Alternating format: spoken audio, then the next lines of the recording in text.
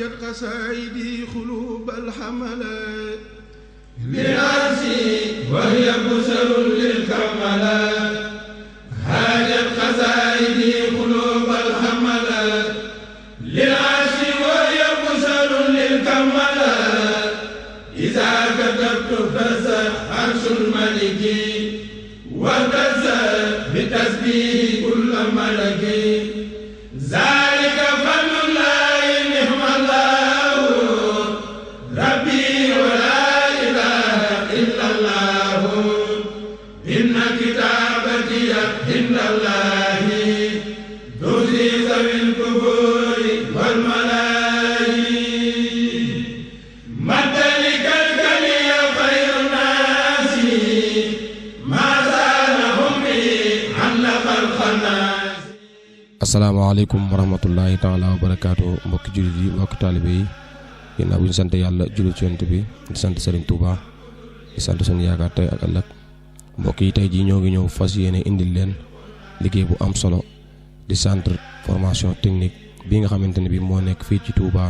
Daaru Minam ci 30 bi ñu jàkkaarloog soxna Ndeye Marème Mbacke mi nga xamante ne bi moo jiite association bi waaw soxna Ndeye centre bi buñ ko bëggoon a xam mooy centre ban ak lan lay liggéey fii ci Touba soxna Ndeye Marème Mbacke. bismillah mina seytaani rajim bismillahi rahmaani rahim ñu sant yàlla sunu borom bu baax julli ci Muhammad rasulullah sallallahu alayhi wa sallam di sant sunu waajur yi Sëñ Muntaxa ñi ngi lay sant bu baax centre bii nga ma laaj nag dinaa ci sawar mooy centre formation technique professionnelle di sopp soxna Fatima du Maam dañ ko tudde soxna Fatima du Maam ndax ci Daaru Minam la te itam gannaaw Daaru Minam lañ ko njëkk a tàmbalee te fas yéene mu daj ci dëkk bi moo tax ñu tudde ko soxna Fatima du Maam centre bi nag association bi nga xam ne nii mooy association des femmes pour le développement de Touba di yëngu ci lépp loo xam ne mooy wutal nit ñi ay métier jàngal leen ay métier ñu njëkke woon ci mag ñi defal leen ay formation ci bépp domaine boo xam ne soxla nañ ko defal leen ay secteur nga xam ne ni groupe bu nekk la ñuy liggéey ñoo ko bokk di ko liggéey ci koñ ba ñu nekk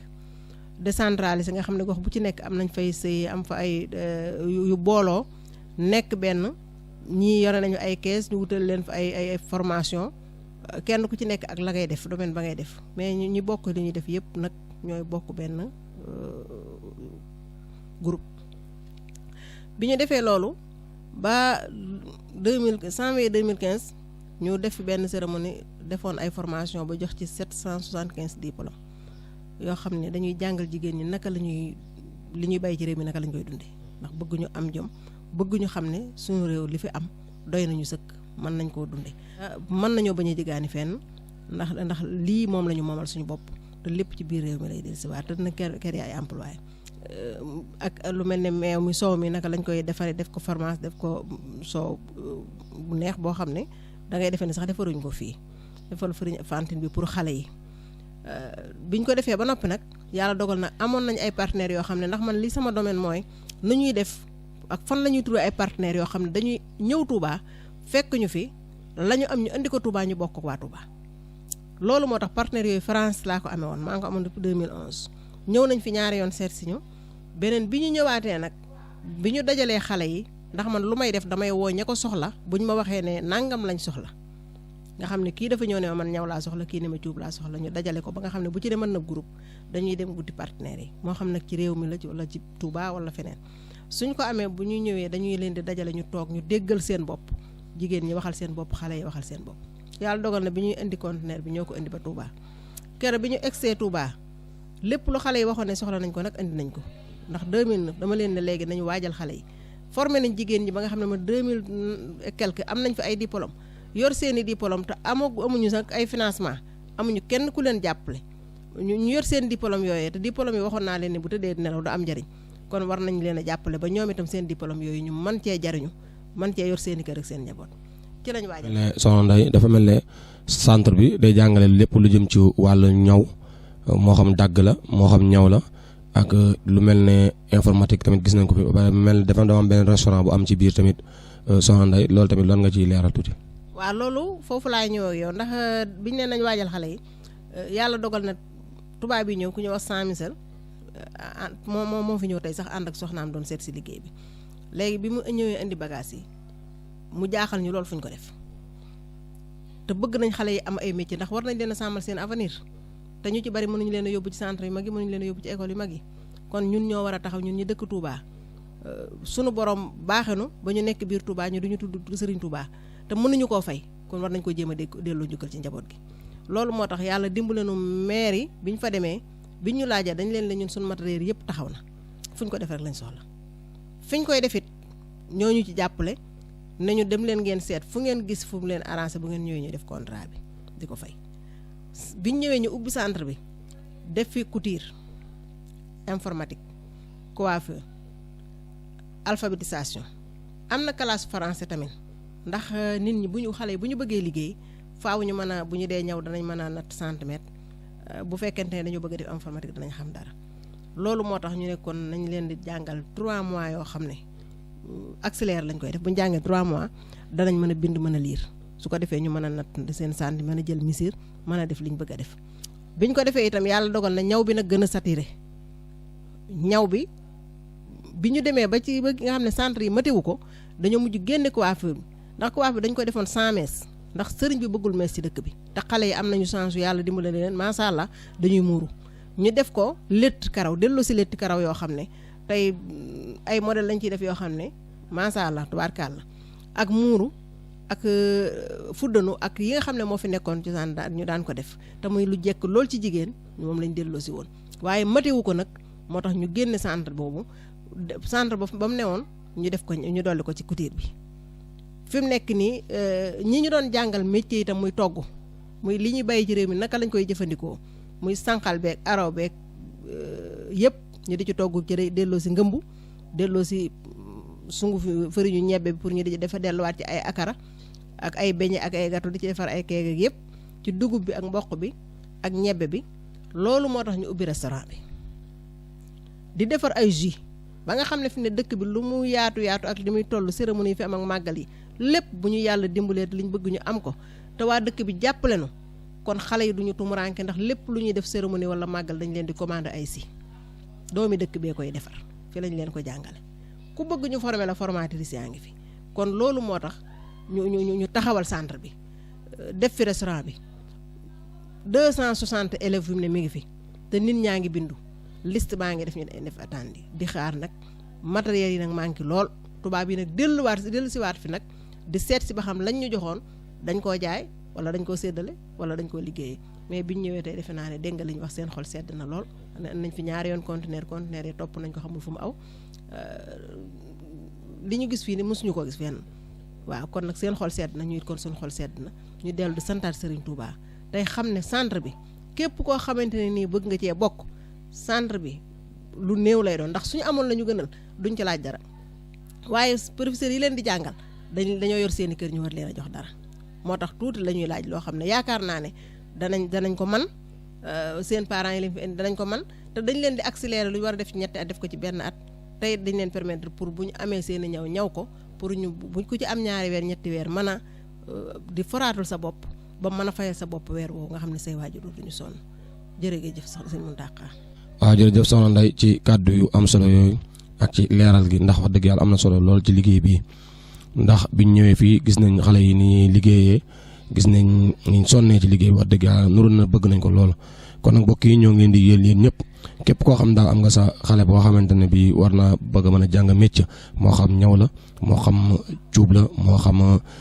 salon la ci jàng wàllu muuru moo xam tamit ci restaurant bi ci la bëgg a liggéey ak lu mu mënti doon rek maanaam lépp lu mu bëgg a daal liggéeyee suñuy fii dana fekk fii ci 30 bi nekk kër sëñ Moustapha Abdoulaat bu ñëwee foofu dana gis centre bu mag la wala nga ñëw daar bi nam ko soxna Ndeye Marème Mbacke den ak kër sëñ Mouhamadoul Moustapha Bassirou kër sëñ Bassirou gi kon nag mbokk yi atelier baa ngi nii képp ku bëgg a ñëw daal atelier baa ngi nii mooy téléphone yi suuf ku ci mën a woote tamit nga woote ci laaj ay information bëgg nañ kaa yaatal nag ci quartier yëpp fépp ci Touba daal fas na yéene incha allah nee na yaatal ko ba ñëpp wax dëgg yàlla jëriñu ci liggéey bi kon nag mbokk yi ñu àndandoo ak yéen seetaan visite bi nga xamante ne bi moom la waa association bi nekk Paris ñëwoon doon visite liggéey bi soxna man Ndeye Marème Mbacke bi muy association bi kon nañu ànd ak yéen dégtal leen li fi am lépp parce que am tuuti jërë ngeen jëf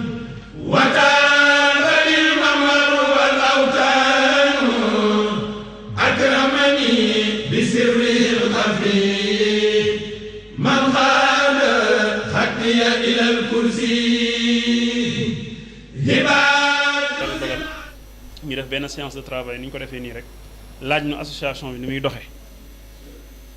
laaj ñu ci wàllu finance laaj ñu lan la ñu soxla lenn rek lu ñu bëgg mooy liggéey am fu ñuy yëngu yàlla dogal nag ñoom ñu ne ñoom dañuy jëflante ak association ñu mel ne waaye dafa am nag ay la ñuy wax ay plan stratégique maanaam dafa am foo xam ne nii foofu la seen ndimbal jëm bu fekkee wàllu couture wàllu ñaw wala bu fekkee wàllu njàngale wala bu fekkee wàllu coiffure ak yu demee noonu mën nañ cee wut ay ndimbal waaye nag bu fekkee feneen moom seen xam-xam màccu ca yàlla dogal nag ñu wax leen ñun lu ñuy soxla ci matériel wax la ne leen soxla nañ ay machine ñaw soxla nañ ay ordinateur soxla nañ ay table fii ñu jàngale alphabétisation yu demee noonu yépp ñuy bind bu ñu bindee suñuy besoin ba noppi nag ñu ne léegi fan ngeen koy def ndax loolu yëpp duñu koy lijjanti tam ndax nit ko du yëkkati téeméeri machine jox la wala téeméeri nangam nga def ko ci salle bu toll nii du ci xaj ñu ne léegi nañ leen wax ñun ndax am nañ espace bi ñu ne leen ñun de am nañ espace waaye nag ñoo ngi lijjanti foo xam ne ni moo gën a yaatu mooy fii ñu nekk nii ndax boobu jotaguñu woon fii yàlla dogal nag ñu envoyé ñu premier conteneur boo xam ne liste bi la ci nekk yëpp mi ngi fii ci jaabi moom moo waral ubbiteg centre bi nag mu ngi dox ni mu waree ci seenu ndimbal ñoom ndax li fi nekk yëpp ginnaaw yàlla ñoom ñoo ko fi def chaise yeeg ordinateur yeeg yëpp ñoo ko fi def léegi nag ñu ne woon ginnaaw centre bi joxoon nañ ko ndimbal daaw jéeg ba ren ñu ngi ciy liggéey danoo bëgg a xam nag ñun fan la ñu toll ci liggéey bi est-ce que matériel boobu doy nañu wala est-ce que xale yi nekk ci liste d'attente bari nañ bari goog war nañoo dolliwaat machines yi est-ce que ndax organisation bi ñu waxoon bi ñu tëraloon yëpp respecté nañ ko looloo waral ñoom ñu ñëwaat fi nag ren pour xool loolu kon loolu mooy wane ni ñii la ñuy def ñor na leen ndax nit ki du jël alalam jox la bàyyi la ko dañuy ñëw di xool su ndemee bi ci biir bu ñu gisee ni am na manque machine yu paan ñu seet nu ñuy def ba remplacer ko suñu gisee ay jafe-jafe ñu teel koo xam loolu nag moo waraloon seen tànk te itam boobaak léegi nag taxul ñu toog chaque weer maak Elimane Dia bi dañuy defar ay rapport leen yónni ndax ñoom seen bopp ñoom ñooy exiger loolu ñooy wax ne matériel jox nañ leen ko waaye war ngeen a xam ñaata xale lañu ci formé war nañoo xam ñaata xale lañu ci formé ñaata jàngalekat bu ne ñaata lu ñu lay fay ban programme ngeen tëral lépp bind leen ko ci kayit yónnee ñu ko ndax ñun tamit dafa am ñeneen ñu ñuy rendre compte ñu wax dañuy wax conseil d'administration ndax association la boo xam ne comme AFDT rek ñoom itam dañoo am njiit am bureau am yëpp waaye nag ñi leen di dimbale li tax ñu gën leen a dimbale day tax dañ leen di won lu leer nañ ñi loo xam ne bu ëllëgee si biir day tax ñoom itam ñu mën a jëlee ndimbal fi ñu ko war a jëlee looloo tax nag ñu leen di envoyé ay rapport ba ci rapport financier sax dañu leen koy yónnee bu ko defee liggéey bi di gën a leer yàlla dogal nag email bu ñu yónni ñu ne daañu fi ñëw tey xool d'abord liggéey ba pare xool tamit lan lañ ñu mën a doolelee matériel bi bu fekkee gis nañ ni am na fu sooxe tamit ñu seet ñu ngi koy lijjantee loolu daal moo waraloon seen visite bi. Monsieur et madame, donc j'étais juste en train de leur faire l'historique de votre visite ici et surtout les dernières visites que vous aviez effectuées au sein de notre association et quelles sont les avancées qui ont été faites, réalisées, particulièrement le matériel dont votre association a doté notre association et comment est-ce que ce matériel a été utilisé. Voilà, donc j'étais en train de leur faire un petit historique de votre visite et tout ça, et surtout le dernier matériel que vous nous avez offert gracieusement, et que, chose première, chose due, vous nous aviez dit que vous allez nous donner le matériel, mais vous allez revenir pour voir si ce matériel a été utilisé de bon escient. Voilà, donc c'était ça l'introduction. Donc je vais vous laisser la parole, sinon à Madame Mbaké, s'il y a quelque chose, ou bien Monsieur Diaby, avant de vous donner la parole. Remerciement à l'Espoir de France, à l'occurrence à M. Parent qui est le président, et Madame d'avoir venu nous rendre visite. C'est un plaisir et puis c'est une occasion aussi parce que depuis que le centre a démarré, comme je vous l'ai dit tantôt, nous sommes comptés sur notre propre effort. Le matériel, on nous a donné le matériel, mais il fallait, comme on appelle, utiliser le matériel à bonne escient pour que demain, si vous venez, vous verrez que le matériel que vous nous avez remis est entre dans des bonnes mains. Et est en train de, comme on appelle, le matériel est en train d'être utilisé pour la formation des enfants. C'était pour la formation des adultes aussi. C'était le but. C'était pas pour une école privée ou quoi que ce soit. C'est un volet social que vous avez envoyé ces matériels pour l'AFDT. L'AFDT doit l'utiliser pour appuyer les enfants à Touba, parce que c'était le programme dans leur formation pour qu'ils puissent avoir une formation diplômante, une formation qui leur permette de s'ouvrir au monde du travail pour se prendre en charge. Dieu merci, nous avons tant bien que mal jusqu'à présent. Nous n'avons pas atteint les objectifs, mais nous sommes sur le chemin. Donc en peu de temps, nous avons réalisé vraiment des choses très merveilleuses en collaboration avec mes professeurs, avec beaucoup de difficultés, parce que lorsque nous démarrons l'école, nous n'avons pas de budget de fonctionnement, ce qui est très difficile, mais avec l'abnégation, avec la motivation, on s'est dit que vraiment, on a pris référence par rapport au fondateur même de Touba,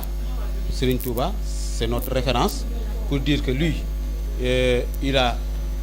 sué, il a tout fait pour que, comme on appelle, Touba puisse émerger, pour que l'islam puisse émerger, plus que sa religion puisse émerger. Donc il s'est toujours compté sur nous. Il nous dit que nous pouvons compter sur nous-mêmes. Avec l'appui que nous avons, il faut l'utiliser pour avoir des résultats. Parce que nous avons démarré. Il y a des élèves qui sont sortis ici. Il y a des gens qui viennent nous voir récupérer nos produits. Il y a des gens qui viennent nous voir pour pouvoir récupérer nos enfants que nous avons formés. Donc ça, je peux dire que c'est une satisfaction morale, en collaboration avec l'association qui nous ont beaucoup aidés par les conseils, parce que chacun de nous a laissé ses occupations professionnelles pour venir appuyer. Parce que je vous dis que même le corps enseignant, ce qu'ils perçoivent ici comme indemnité, parce que je le dis, c'est des indemnités. Ce n'est rien du tout par rapport au travail qu'ils sont en train d'abattre ici, jour et nuit. De même que l'administration. Donc, c'est des gens qui sont motivés pour aider leurs jeunes frères, leurs jeunes sœurs, comme on appelle leurs nièces et consorts, pour qu'ils puissent réussir dans leur vie. C'est ça le sacerdoce. Et je pense que nous sommes en train de mener cette bataille-là. Et tout en vous tendant encore la main pour nous appuyer. Parce que j'avoue que je peux dire que partout au Sénégal, personne, les gens nous félicitent, ce que nous faisons, le travail que nous abattons. Mais, bon, un appui ne nous est pas parvenu jusqu'à présent. Comme c'est l'espoir qui nous a toujours aidés, c'est notre premier partenaire. Là où nous parlons de ça, c'est l'espoir qui nous a tendu la main. C'est des gens qui viennent de l'extérieur, qui viennent de l'étranger, qui ont su vraiment connaître les motivations de ces femmes-là, l'AFDT, qui sont venus en appui pour les appuyer par rapport à matériel pour qu'ils puissent mener à bien leur volet social. Donc, nos remerciements sincères, vraiment. Monsieur Parent, monsieur Parent, ne ko ñoo ngi koy nuyu di ko sant ak madame Parent ak association Espoir France. En général, toute l'association des femmes pour le développement de Touba. ci turu association bi ne ko ñu ngi koy sant bu baax ndax waaw ne ko ñu ngi leen di sant bu baax ndax lii ñu def nii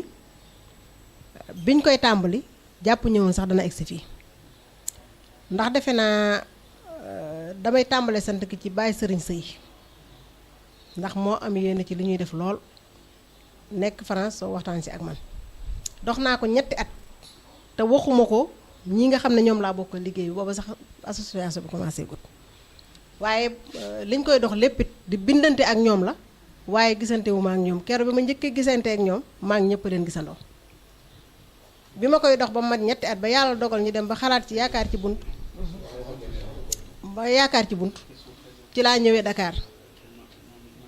dem kër Sëñ Xaadim am naa fa juróom-ñetti fan ndax fekk na ki ma bàyyi sëriñ booleel waxoon ma li ba ma ko waxee li mu bëgg mu wax ma ni ma ko war a bindee ma ñëw kër Sëñ Xaadim am naa fa juróom-ñetti fan Sëñ Xaadim di ci xalaat ñu di ci ànd di ci bind ma di ko wax li ma bëgg di ko wax ni ñu ko bëggee boobu association bi juddu defe naa ñu nekk ci ba yàlla dogal ñu bind leen lettre yi ba envoyé leen ko ba ñu tontu taxul itam ma mën cee wax ak nit ñi yàlla dogal ma di ci dox ba 2011 laa njëkk a dem déw ma sax ci dëkk bi ñu nekk mais ci bi ma demee Paris ci la yàlla dogal xëy na buntu feeñ waaye taxul ñu gisante itam nag waaye lépp nag ci net bi lañ koy gisante kon defe naa sëñ Xaadim mi itam amel nañ ko cant amel ko njukkal man ndax lépp lu may taxawal moom moo ci ànd jàppale ma ci ba mu tegu ci aw yoon yàlla dogal na loolee ñu di ko topp ba 2012 lañ fi njëkk a ñëw defe naa bañ fi ñëwee dañoo wax ak ñun ne 2012 am na 2012 2013 am na programme mais 2014 ci la ñuy war a ñëw jëflante ak ñun.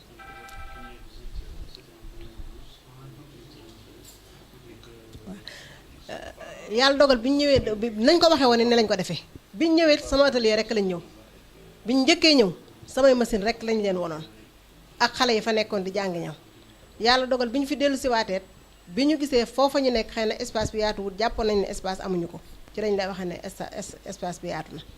bi ñu leen ko waxee yàlla dogal na xale yi ci boppam bi ñu leen woo jigéen ñi ñu bokk toog maa ngi ñoom ñoo leen gisandoo kero ba mu nuyoo ñun la bokk nuyoo doo kero laa leen mës a gis ñoom ci net bi rek lañ doon waxee waaye bi ñu toogee waxtaan ak xale yi gis xale yi xam ne xale yu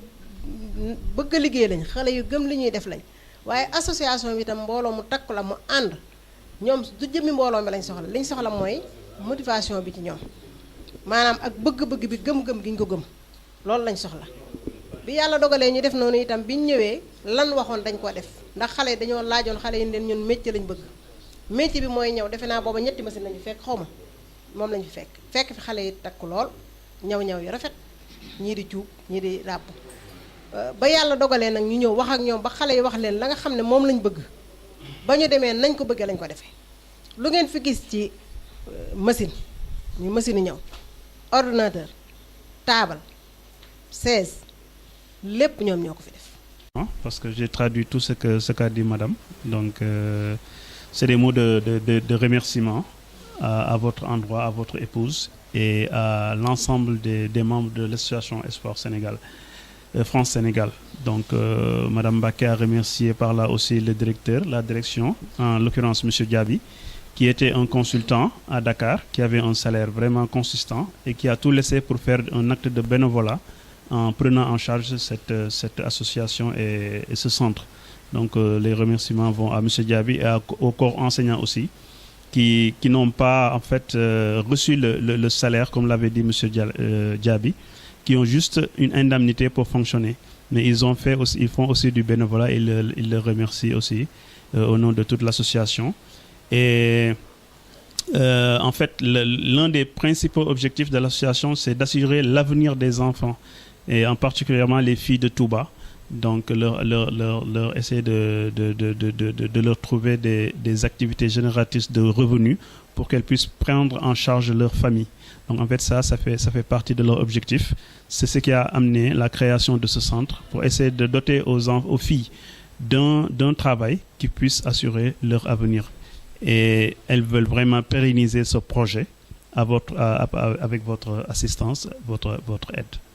Donc, monsieur Jean-Michel Parent, je vais vous remettre la parole pour vos commentaires à l'issue de cette visite. Qu'est-ce que vous avez retenu et quelles sont les perspectives d'avenir qui lient l'association Espoir Sénégal à l'AFDT? Je vous remercie. Je suis vraiment très heureux d'être parmi vous aujourd'hui. Très heureux, mais en même temps très satisfait de ce que j'ai vu. Comme Madame Mbacké l'a dit tout à l'heure, nos premières visites avaient un objectif essentiel, c'est de réussir à savoir si on pouvait travailler avec l'association FDT, c'est-à-dire si on pouvait faire confiance aux gens, essayer de savoir quelles étaient les motivations. Et ça, c'était vraiment notre première visite. La deuxième, ou la troisième, je sais plus, avec Monsieur Samba, Ndiaye avait, elle, pour objectif de mieux concrétiser le projet de la FDT, c'est-à-dire de mieux sentir, de voir un petit peu vers quelle organisation vous essayez d'aller. Et je suis d'ailleurs satisfait de voir qu'il y a maintenant une organisation qui est beaucoup plus structurée qu'elle ne l'était à l'époque. Donc cette visite maintenant, et ça n'est pas la dernière,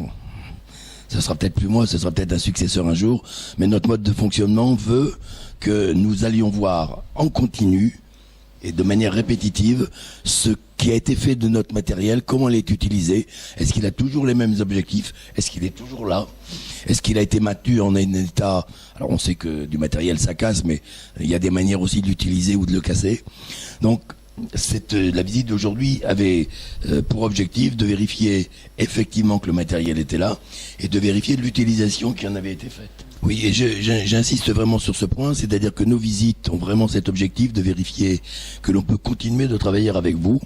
Et je peux vous dire qu'il y a déjà 2 organisations avec lesquelles nous avons cessé tout contact parce que nous n'avons pas réussi à avoir nous n'avons plus l'impression que le matériel que l'on avait donné était utilisé pour son objectif. Dans une école, le matériel n'était plus utilisé réellement pour les enfants. Et c'était notre objectif principal. On ne travaille pas pour les organisations, on travaille pour l'éducation des enfants, on travaille pour la formation de ces jeunes, etc. On ne travaille pas pour faire plaisir à Madame Baquet ou à Monsieur... Inch'Allah tëj visite bi ci kàddu yi Jean-Michel Parra mi nga xam ne mooy président association France Sénégal bàyyeekoo France ñëw visiter sunu association bi kon ci tënk rek li tax moom mu ñëw ànd ak soxnaam dafa bëggoon a ñëw xool matériel bi nga xam ne mayoon nañu ko matériel boobu ndax ñu ngi koy jëfandikoo nan ko war a jëfandikoo ndax matériel ba amul yu ci yàqu ndax demuñu ba ci biir nit ñi sonal ñu bëgg ñu dolliwaat yeneen matériel yooyu yëpp fi mu toll nii moo waral ñu ñëw fi waaye nag nee na moom ngal la avant ñu koy laaj matériel nañ xool espace bi nga xamante ni si matériel boobu foofu la war a jëm ba xam yemb na ba noppi bu ko defee ñoom promettre ñu dara na waxuñu ne nangam te dañ ko def waaye daañ def seen kéem kattan ba wut matériel yooyee ndax dañ xam ne itam matériel yooyee xaalis la ñuy moo leen di génne te ñoom association la ñoom ñëpp ñu retraité sax daanaka waaye dañuy dem ci biir tubaab yi di màjjal ba am loo xamante ne si dañu ciy génnee xaalisu conteneur bi ak seen i déplacement seen frais de voyage yi ñuy def yëpp association bi moo ko fay donc nekkul loo xam ne nii dafa yomb kon du leen wax ne leen dina leen indil matériel à 100% waaye dina def kéem kàttanam ba lu ñu soxla ci matériel ñu am ko. na ni def nañ ci effort bu rëy kon loolu dalal na xelam ba incha allah prochain voyage am bii di ñëw yaakaar naa matériel yi dina yemb. daal moo nekkoon solo si jotaay bi.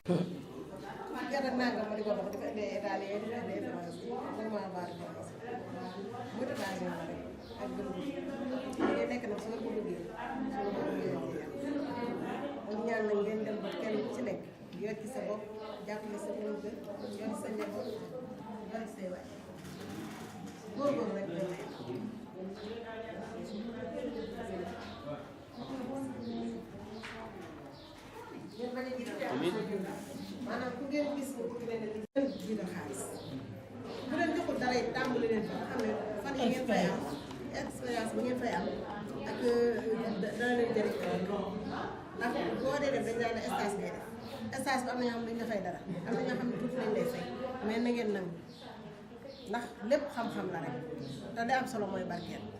kon nag yàlla na ko Sëriñ Tuubaa barkeel. salaamaaleykum wa rahmatulah. man nag fi laa doon jàngee ci centre bi. centre bi nag moom centre bu baax la ndax man bi fi ñëwee yàggu def maa fi 4 mois waaye gis naa fi xam-xam dinañ la jàngal ki ñu doon jàngal moom macha allah mën naa jàngal suñu Xaadim jàngal nañu jàng mu baax bañ am suñuy diplôme njàng mi moom baax na trop centre bi moom dañ leen di ñaanal rek mu jëm ca kanam. salaamaaleykum maa ngi leen di nuyu yéen ñëpp ci centre bi nii fi laa doon jàngee di fi def formation. am naa fi 4 mois mais jàngale bu baax la ñuy jàngale 4 mois yi am naa fi xam-xam jàng naa fi Word jàng fi Windows jàng fi Excel te jàng bi moom ki ñu doon jàngal dafa baax te dafa laabiir jàngal nañu jàng bu baax am nañ suñ diplôme tey jii léegi nag yéen ñi dëkk fii yëpp ci Touba mën naa leen a wax mën ngeen a ñëw fii ngeen jàng même bu ngeen amee jëkkër sax mën ngeen di ñëw di jàng man mii dama marié te teewul jàng naa ba am sama diplôme te li ngay fay tamit cherul te dinañ la jàppale nga jàng bu baax jërë ngeen jëf. wa rahmatulah maa ngi leen di yéen ñëpp di leen sant centre bi en diplôme couture lañ fi am centre bi baax na trop neex na trop te jàng bu gaaw leen di jàngale ay jàmbaalan dama bëgg nag sama mbokk jigéen ñëpp nag ma yéene la li nga xam dama leen yéene li nga xam si ne moom laa am tey ma yéene ko fi ñëpp ñi nga xam si ne ñoo ngi nekk si mbedd di def na ko si dul noonu ma yéene leen nag ñu ñëw fii ñëw jàng si couture ba am seen i diplôme ëllëg mooy leen a jeeñ pour mën a jëm